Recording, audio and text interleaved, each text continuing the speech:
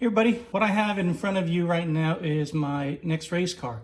This is a 3Racing Sakura XI Sport. I got this a couple years ago. I finally got around to building it, maybe about a year and a half. I have an unboxing video in my playlist for this car. And I finally drove it today. It was my first time. So when I built this, I just put whatever electronics I had on the shelf at the time. So it's not very good electronics. I have a Spectrum low profile servo here.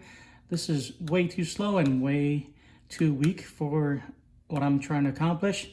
There's a quick run ESC, there's a Samuel receiver and radio, and a Reedy Sonic 13.5 motor, and I have a racing fan right there. And I'm using the ProTech battery. So I took it out for a few laps today. It was kind of what I expected. The servo is too slow, response time, but overall, the car has potential, I think. It's a little bit faster than the Yokomo for several reasons, but I'm looking forward to tuning this and making it run better, and hopefully I'll have it ready for the next race beginning of June. So take a look at the footage. Thanks for watching.